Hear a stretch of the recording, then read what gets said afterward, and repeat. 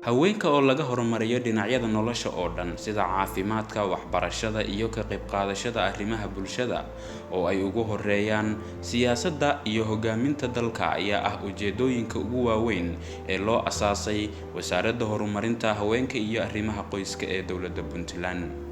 marka Ilaahay mahadiis weeye gabdhaheenu inay og yihiin baahiyahooda, gabdhaheenu inay og yihiin waxa ka maqan, inay diyaar u yihiin wax qabad. guud ahaan bulshaweynta ku dhaqan geyiga Puntland oo tiro ahaan gaaraysa 4 milyan oo ruux ayaa la xaqiijiyay in 2.2 milyan oo ka mid ah ay yihiin haween.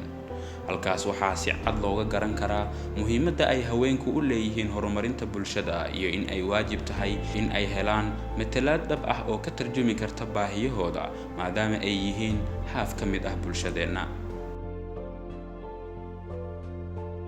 Wasaaradda Horumarinta Haweenka iyo Arrimaha Qoyska ee Dowladda Puntland oo ka duuleysa arrimahaas aan kor ku soo xusnay ayaa ku guuleysatay in ay dhisto isla markaana awood badan geliso waaxda horumarinta jinsiga iyo xuquuqul insaanka oo ka mid ah waaxaha muhiimka ah ee ay ka kooban tahay wasaaraddu. shaqada waaxdan ay qabataa wuxuu yahay u qareemista, hagatusaha, u doodista iyo kor u qaadista mabda'yada kala duwan oo haweenka. waaxdani waxay intii ay jirtay ay diiradda aad u saaraysay mar walbana ay xoogga saaraysay sidii ay uga shaqayn lahayd waxa wax walba lagu gaari karaa, wax walbana uu horumar ku noqon karaa markii ay haweenku qayb ka noqdaan miisyada go'aan gaarista dalka iyadoo laga soo bilaabayo dhismaha golayaasha deegaanka. wasaaraddu waxay guul iyo horumar la taaban karo ayadoo la shaqaynaysa wasaaradaha dhigeeda iyo guud ahaan dowladda Puntland ay aad uga muujisay muddadii ay joogeen wasiir Aamina Ismaan Xaaji Jaamac iyo wasiir Zahro Cabdi Xirsi. muddadii ay wasaaradda joogeen waxa aad isu bedelay oo wax weyn ay ka muuqdaan sidii looga qayb gali lahaa in xoogga la saaro, sidii loo heli lahaa xubno ka soo gala miiska go'aan gaarista ee golayaasha degmooyinka Puntland. Wasaaradda Horumarinta Haweenka iyo Arrimaha Qoyska ee Dowladda Puntland oo ka fekeraysa qaabkii loo kordhin lahaa tirada gabdhaha ah ee la rajaynayo in ay ka soo dhex muuqdaan doorashada ka dhici doonta dalkeena Soomaaliya sanadka foodeena ku soo haya ee 2020 meelaynta qoondada 30% ah ee ay leeyihiin gabdhuhu iyo waliba tabihii loo xaqiijin lahaa qoondadaas ayaa waxa ay bilowday in ay safar shaqo ku marto dhammaan gobollada Puntland.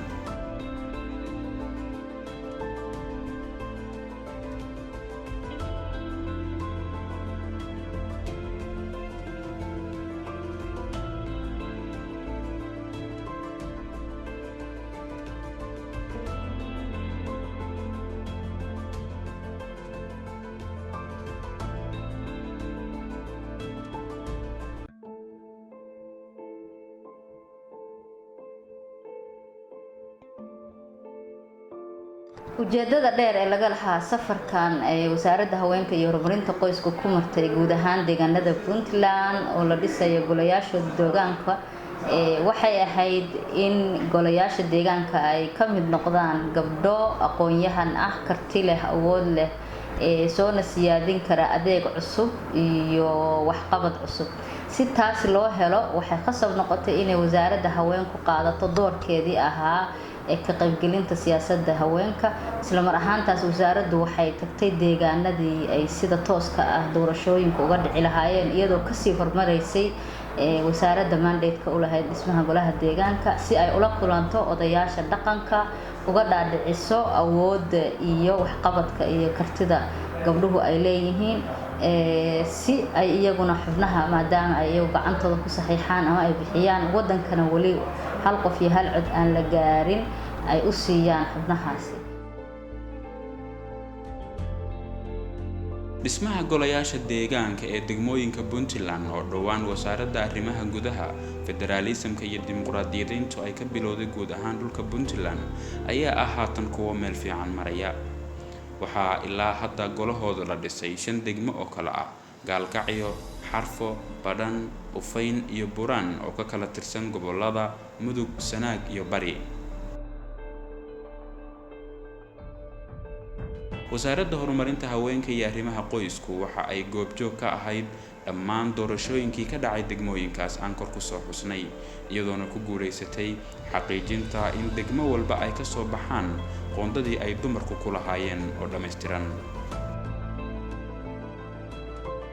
guud ahaan degmooyinka la soo dhisay oo wasaaradda haweenku ay goobjooga ka ahayd hadeer golaha deegaanka waa 5 degmo oo kala ah Gaalkacyo, Baran, Buraan, Ufayn iyo Xarfo. Gaalkacyo waxay leedahay 31 xubnood waxay wasaaradda ku guuleysatay 6 kamid ah inay ka soo dhigto gabdho. Baran waxay lahayd 27 xubnood iyo 1 xubin sharaf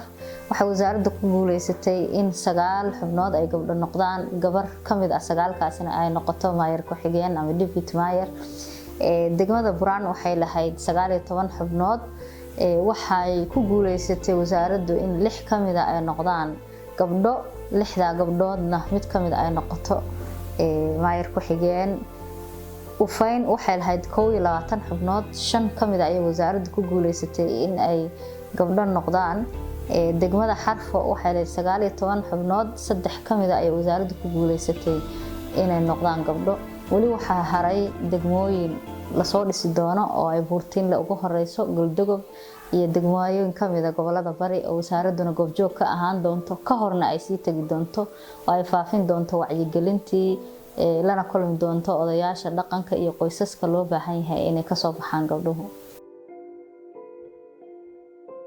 isugeyn waxa soo baxay degmooyinkan shanta ah 116 xubnood 29 kamid ah ay yihiin gabdho. average-ka ama isku celceliska percentage-ka gabdhuhu boqolkiiba waxay ka noqdeen 34 iyadoo wali aan marayno 5 degmooyin kale oo tiro badan ay harsan yihiin oo aan ku raad joogno iyagana inaan guulo kuwa ka waaweyn ka soo hoyin doono.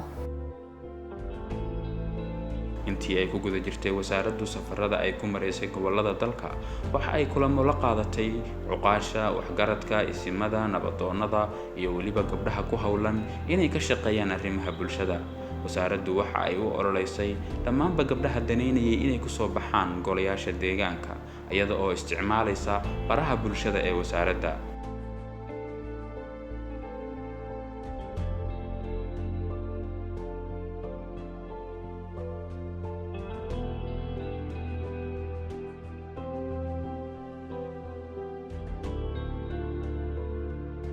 waxa ay u qabatay kulamo aqoontooda kor loogu qaadayo laguna dhiirigelinayo sidoo kale waxa ay kulamo albaabada u xiran yihiin la qaadatay odayaal dhaqameedka si looga dhaadhiciyo muhiimadda ay bulshada u leedahay in gabdhaha iyo wiilashaba si siman loo siiyo boosaska siyaasadda ee laga hogaamiyo dalka.